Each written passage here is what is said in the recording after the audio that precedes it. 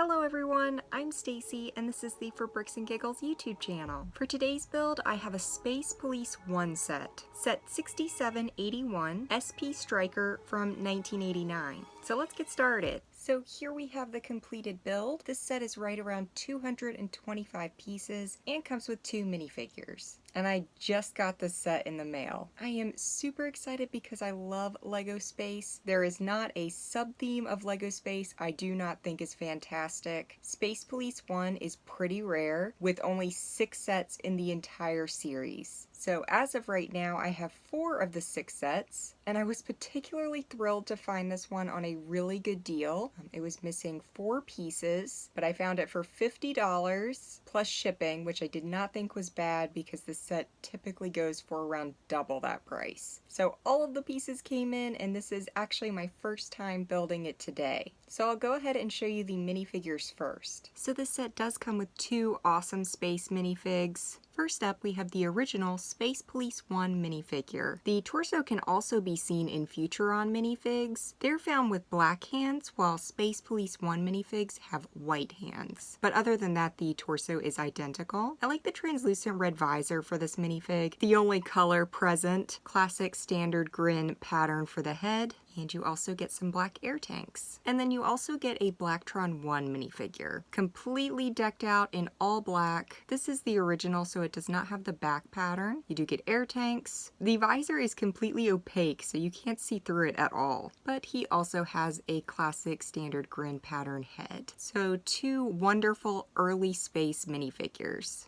Alright, as for the rest of the build, completing this set actually came at a very odd time. I ordered the few pieces I needed to complete this set, and then a day or 2 later, BrickLink announced that they were going to be removing or combining a lot of the part variations. Now, I did not go read the article. I don't know specifics on which parts they're removing the variations for, if it's all of them, if it's limited. All I saw was the email where they said they would be combining some of the part variations. And I found that interesting because one of the parts I needed for this set has a specific part variation. And for me personally, I am very specific when it comes to part variations. I want to know that my set is complete the way Lego originally created it. So this little 1x2 grill piece was one of the pieces I needed, and it is the original variation that does not have a groove along the bottom. So if I were to have mismatched ones of these within the set, I would personally not care for that. So I was glad to go ahead and get that piece before this whole combining of variations happens. I don't know if this piece will be one of them. Like I said, I have not done the research to see what parts they will be combining, but I know personally I will be going to other places to get specific part variations to make sure I am completing my sets accurately. So while this piece was very inexpensive, maybe 15 cents, I did want this specific variation. So if I have to go to eBay to make sure that's the one I'm getting, I guess I'll just pay more to go somewhere else. So you can let me know if you feel the same way about part variations that I do, or if you think I'm maybe overreacting just a little bit. One of the reasons I was so excited to get this set is because it lights up. I fully believe any Lego set, or really any toy that comes with a 9-volt battery, is top tier. And looking at sets like this makes me a little bit sad about the current generation of Lego, because it almost feels technology-wise like we have less technology than we did in the 1980s. So with sets like this where they come with lights, depending on which way you have the bulb placed is to whether it's a solid light or a flashing light. And so for this one, I just placed the bulbs in a way that they would be solid, but you can reverse them so that they would be flashing. So this set uses quite a few of the metal contact bricks to make the lights work, as well as a black battery box.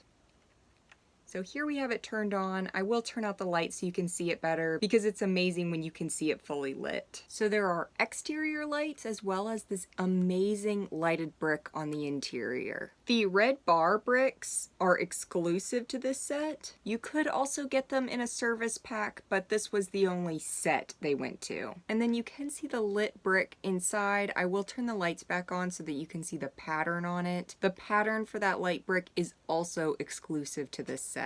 So there's a little bit of a closer look of that light brick in the interior. I can't believe they didn't use that for more sets. I had never closely looked at this set before getting it, and so I was actually super surprised by that. Absolutely fantastic. Another exclusive piece is this one right here. So this kind of box-like piece in translucent red is exclusive to this set. I actually have it on my wanted list for a mock I'm working on, but since it's exclusive, it's pretty expensive and hard to find. It's also prone to breaking because of the little clips that are attached to it. Super fragile, so you have to be careful, but I love all of the translucent red pieces that are included in this set. Another rare piece are these arrow tiles. They are exclusive to Space Police 1. There are 2 in this set. Unfortunately, one of them was missing, so that was probably the most expensive piece I had to replace for this set. And then you can find one in the Space Lockup Isolation Base, which I am lucky enough to also own, which is pretty fun. The wings are adjustable underneath on either side, and then there's a transport kind of jail base that's found in a lot of these sets on the back end here. So this little build can be found in quite a few of the Space Police 1 sets. I love all of the translucent red bars they use, which is where you would store the Blacktron 1 minifigure, and it just opens on a hinge. Got some great patterned pieces on either side, and you use these little bars to lock it in place.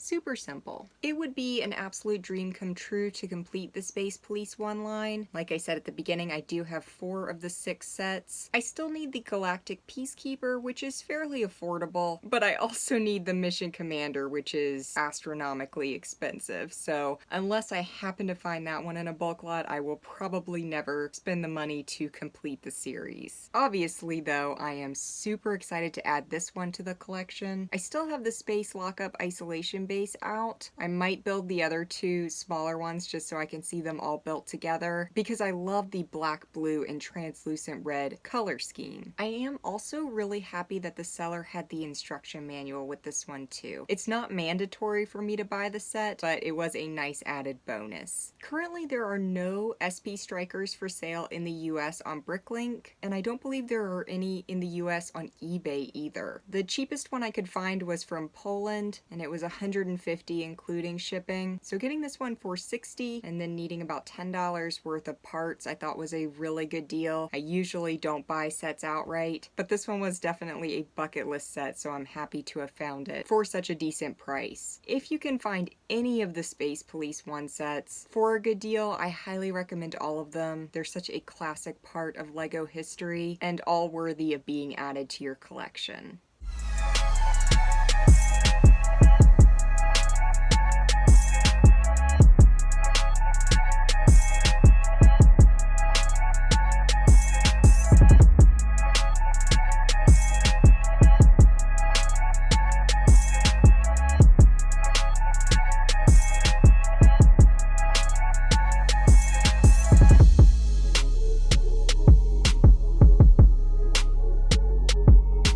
Thank you all for watching. If you enjoyed this video, like and subscribe. And if you're interested in extra videos and content, check out the membership program starting at only 99 cents a month. There are already more than 40 episodes available. See you all next time.